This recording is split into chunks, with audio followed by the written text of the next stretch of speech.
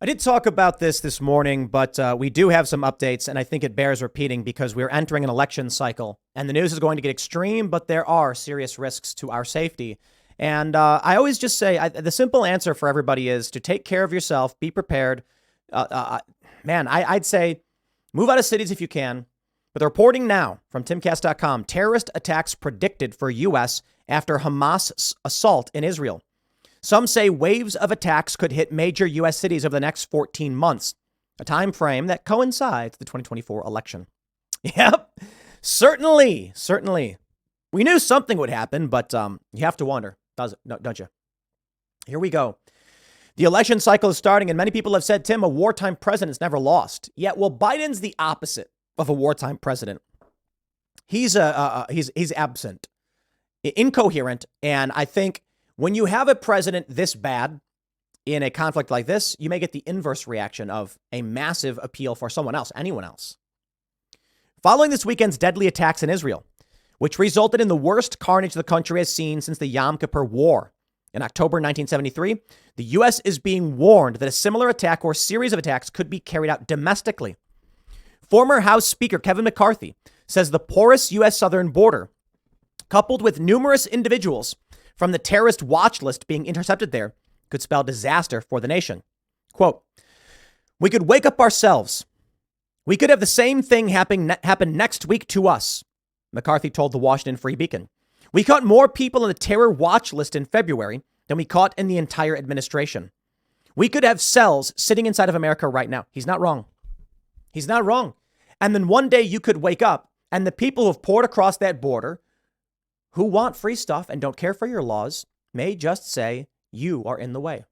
You're a problem. The warning comes as questions swirl concerning Israeli intelligence, saying they were caught off guard by the multi-pronged Hamas attack, which involved air, ground, and sea assets and hit both military and civilian targets.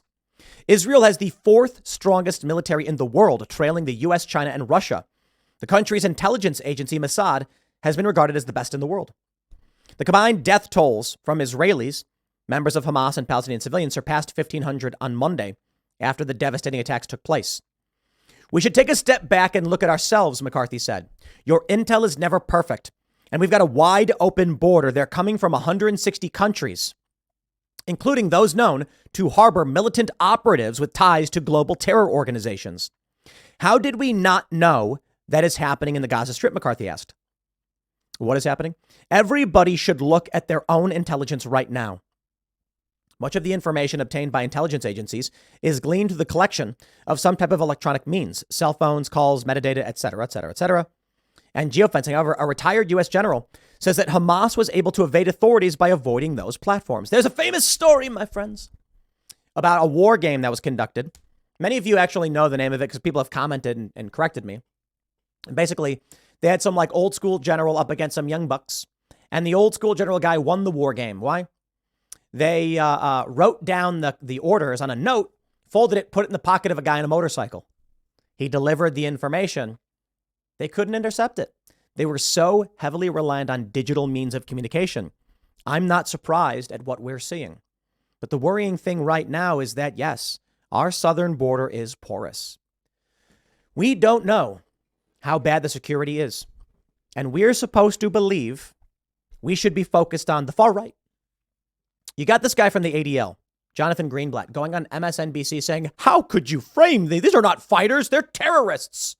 Who's writing the script? I love this show, but ADL? Dude, you side with these people. This is the most infuriating thing. The ADL insults people on the right. They lie about the beliefs of what people on the right say. They call everything hate speech. Apparently every number is hate speech.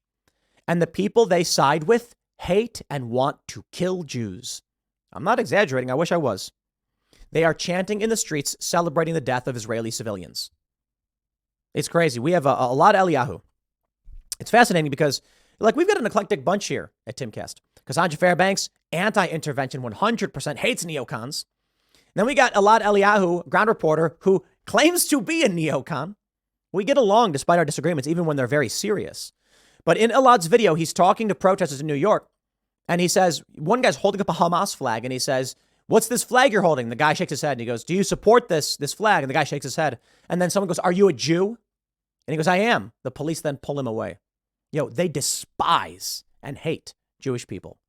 It's creepy. We've seen this with the Women's March. I think I mentioned this earlier. These far leftists from the Women's March are anti-Semitic. And I know it's like the word has become such a trope, but seriously, because of groups like the ADL, anti-Semitism means almost nothing. But yeah, you had the Women's March organizers outright, like Tablet Magazine report on how they just were like, they really hate Jewish people. It's what you get. BLM leaders, of course, many of them hold these views.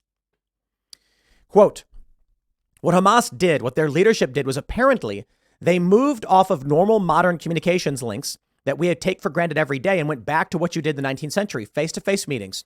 They went and used couriers instead of going in and using the telephone or the cell phone. Retired U.S. Air Force Colonel Cedric Leighton said during a CNN interview.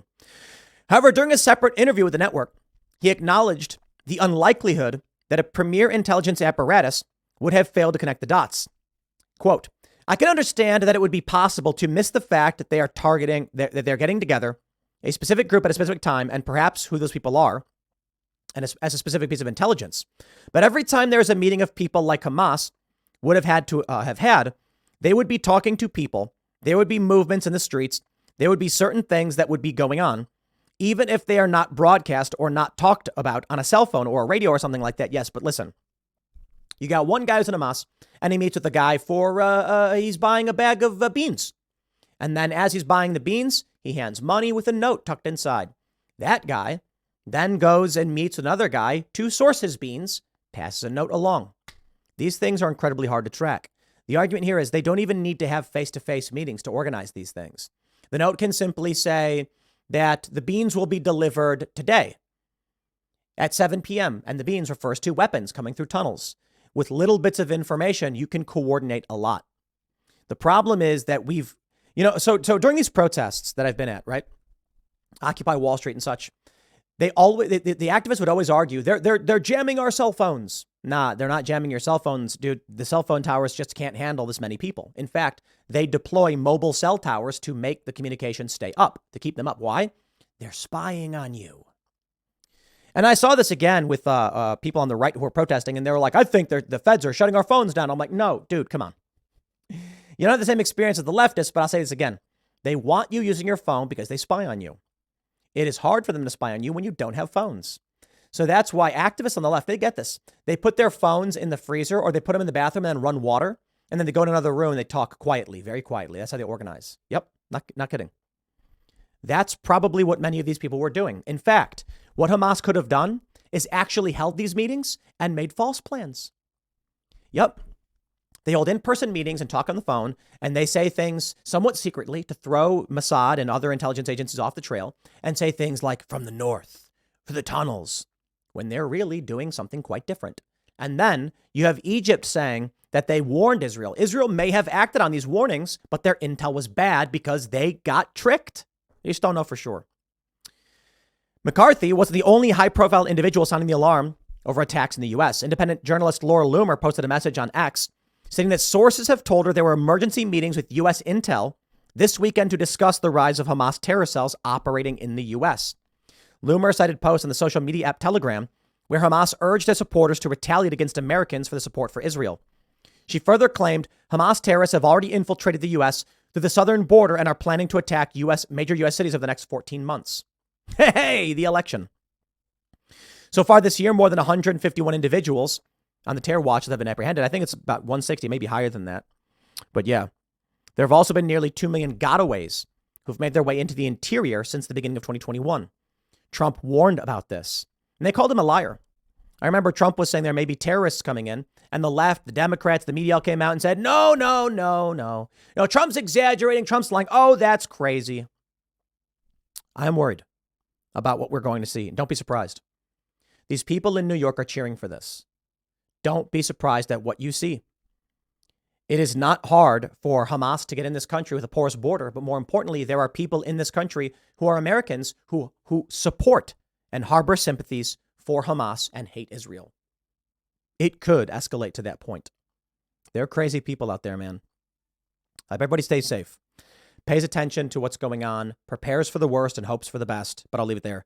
Next segment is coming up at tonight at 8 p.m. over at youtube.com/TimcastIRL. Thanks for hanging out, and I'll see you all then.